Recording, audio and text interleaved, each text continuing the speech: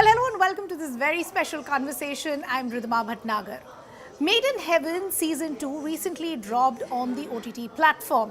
While most of the viewers have really appreciated the storytelling and the performance of characters, there is now a new controversy that is now being seen as far as claims that have been made by writer Yashica Dutt. She, in fact, has gone on to say, while on one hand she has appreciated the storytelling, it is one particular episode that seems to have become a little problematic, which is the coming out of a Dalit, which in fact features Radhika Apte. Now, this writer, Yashica Dutt, has put out a long post on social media platforms where, as I pointed out, it's very balanced if you read it. She's gone on to say that she appreciates the storytelling that has been put out because more people need to see the struggles of Dalits, but she also feels cheated in a way or let down in a way that this was her own story, but it's not been credited anywhere as far as the makers are concerned. Let's get better context of what really has happened. I, in fact, have Yashica Dutt now joining me on the broadcast to help us understand why she put out that social media post and has she heard from anyone associated as far as the series are concerned. Yashica, thank you so much for taking out the time and speaking to us here at CNN News 18. I would have really liked it if you were speaking under better circumstances. As I pointed out when I started, that as a viewer, I was waiting for season 2. I enjoyed watching season 2, and specifically this episode featuring Radhika Apte and the story and the struggles of Dalits as far as a country like India is concerned. But then we all saw the social media posts that you put out, and there were a sense of unease in most of us as viewers. Before I talk to you about your own struggles, your book, I want to understand, as far as the making of this episode of the series were concerned, did you have any idea that something like this was in the pipeline? Thank you so much for having me, Ritima. I had no idea. I found out much like everybody else when, in fact, differently than everybody else, a friend of mine texted me on Instagram and said, "Have you seen this episode?" And my response to her was, "Well, it's about weddings and I'm not married. So what do you mean it's based on me?" And she said, "It seems like it's based on you." And she said, "Why don't you just watch it and judge for yourself?" So I immediately went on my laptop and I, watched it. And within the first 5 minutes of the episode, it was very evident that the character of Pallavi Menke was speaking the exact lines that I've spoken in many interviews in the past, whether it's about her coming out as, she doesn't say coming out as Dalit, but her coming out in the context of being Dalit, or whether how her grandmother used to manually clean toilets. Now that makes her Bhangi. And that is a Dalit Bhangi author at Columbia who has written a book about coming out. The similarities were far too obvious for me to not notice. I mean, there were some words that were exactly what I've said, maybe with a word or two different in many interviews in the past.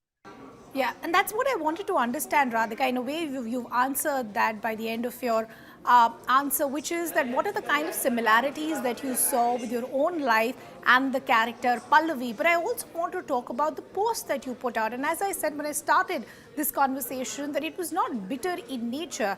Yes, it also lauded the efforts that have been made by people like Neeraj, but it said that possibly we want to be seen as an equal, and that kind of credit should have come. Ridhima, thank you so much for being sensitive to sort of pick on the emotions that I've been trying to convey in my posts. I am not bitter at all. I love the episode. My initial reaction on seeing my likeness on screen, as would be for anybody, was thrill and excitement. And it was exciting to see a character like that so closely resembles to me being portrayed on screen. But at the same time, when I realized and when it dawned on me actually that I'm watching this episode in the United States where my book is not released yet, and this will be seen by millions of viewers, Dalit, non-Dalit, Indian, non-Indian, non-South Asian, across the world, I realized that there is no direct link back to my work or to my ideas. There is no way that anybody else who is not a part of this conversation knows that that's me. But there are enough of us who do know that's me. Like I've been hearing from thousands of people ever since I put out my post on Monday. I'm sure you've seen the discourse. People can easily see the similarities. And I want to say there is no bitterness on that end. Neeraj has created phenomenal work. I call it a cinematic triumph in my post. And that's for a reason. It's because we've not seen a Dalit female character portrayed so brilliantly on screen before. The hesitance that she has about asserting herself in a very complete way, and the navigating of different identities, her being in New York and her family being in India, those are very sensitively portrayed.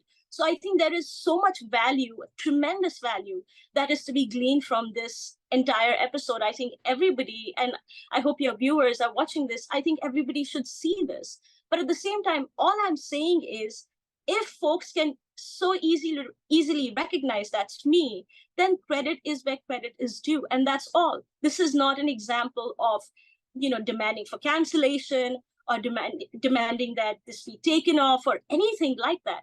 I'm appreciating this.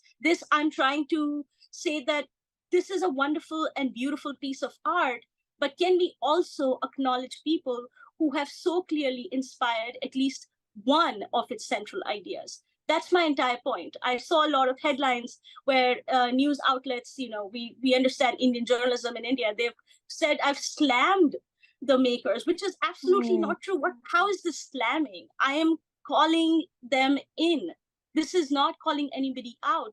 That's the best I can do in my position as somebody with a voice, that I can call people in and help them understand and hopefully further this narrative to counter this trend of taking from writers, from people who create these narratives without credit. That's all I'm doing. There is no bitterness. I would love for everybody to see this episode because it's very important to see Dalit stories on screen, and especially the way Neeraj has done it.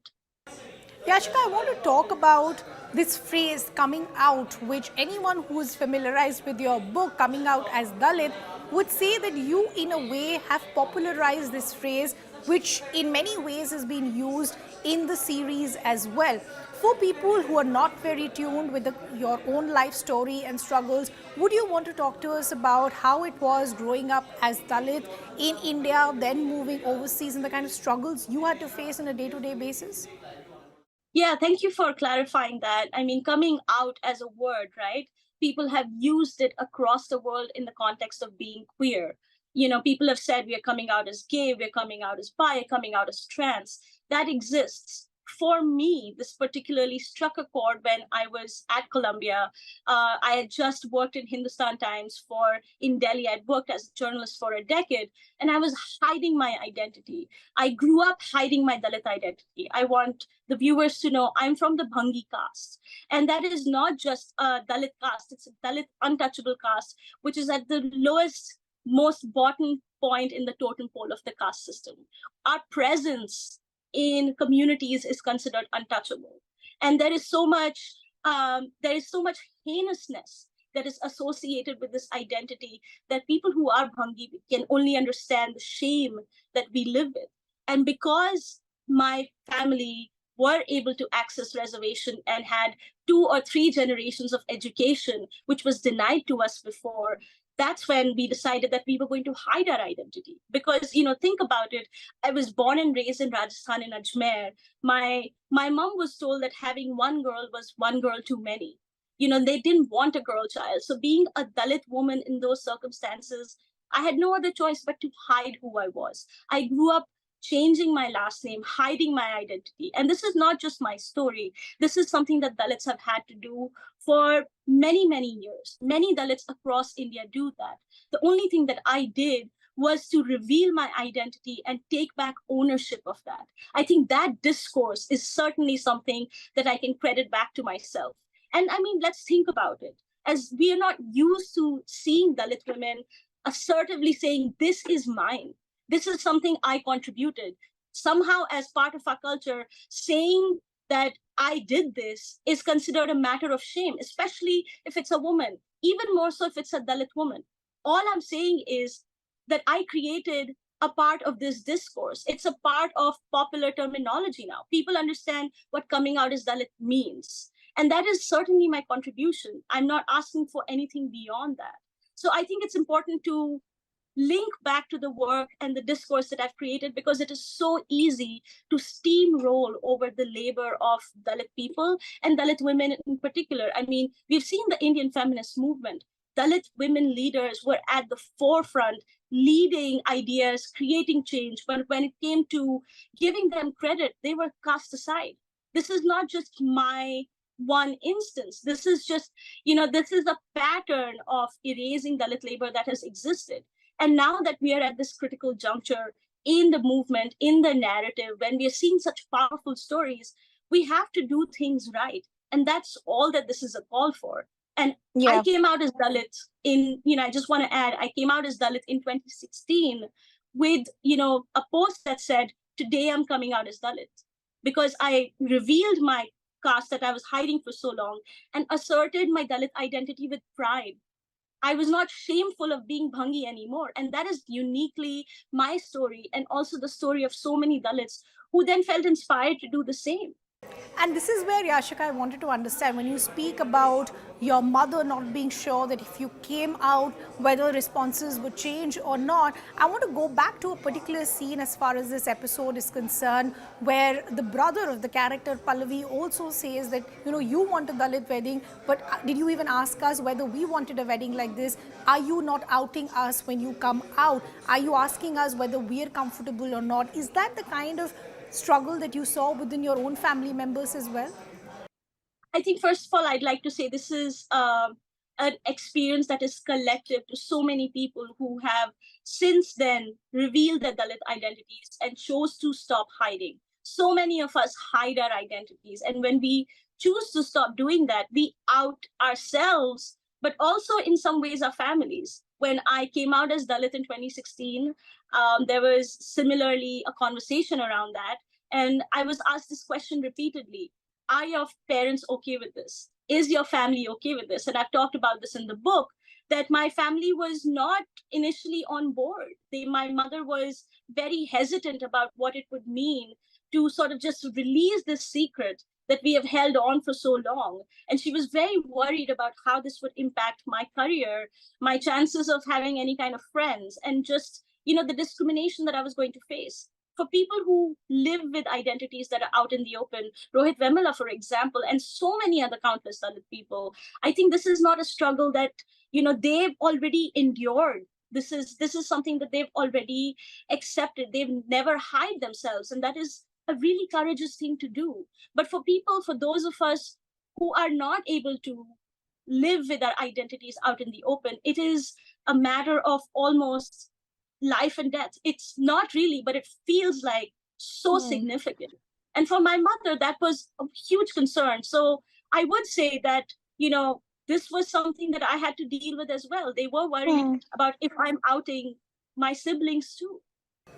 So were those concerns of your mother valid then, Yashica? When you did come out, did people's attitude towards you change? Did you lose friends?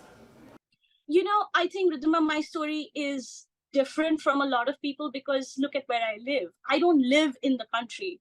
The fact that I live in New York, and this is something that I think they've talked about in the interview portion as well, the fact that I live in New York is the reason I was able to come out as Dalit. It's because nobody questioned me, my caste over here. For the first time, I was able to be removed and have objective distance from the question of my caste. Growing up in India, growing up in Rajasthan, moving to Delhi, all anybody did was ask me what my caste was. After moving here, just after a year, I realized that I was finally free from that. And then I was able to reveal my identity from what's a relatively safe distance.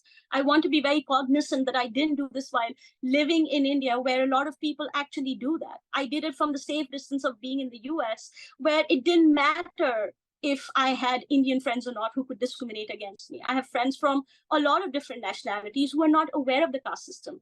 And, the line that Pallavi Menke says, here, I'm just a woman of color. I've said that many, many times. Here, I'm just a brown woman. Here, I'm just a woman of color. And being, living in this racist culture that we live in America, being a brown woman is a whole different story. But at the same time, at least I'm not easily identified as Dalit. At least I can breathe and say, I don't have to hide my caste anymore. And that's why I was able to do that living in the US in 2016.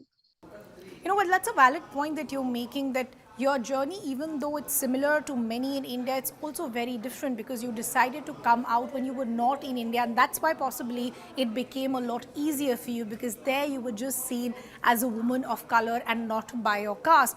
But I want to go back to what's happened as far as the series and the episode is concerned. Even that long, lengthy social media post that you put out, you said that even though you want your credit, you want your due, you will still continue to support the director and people like Neeraj, because they've done a lot to bring the struggles of Dalits to the mainstream media. He did put out a social media post or a story where your name was mentioned.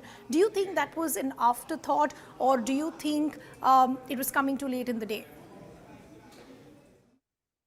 Right. I think why that credit came and how that came, that is not for me to answer. I think Neeraj will be a better person to say why he decided to do what he decided to do. But at the same time, my only concern is it's an Instagram post. And sure, social media has so much currency, but at the same time, this show will be watched across the world. People in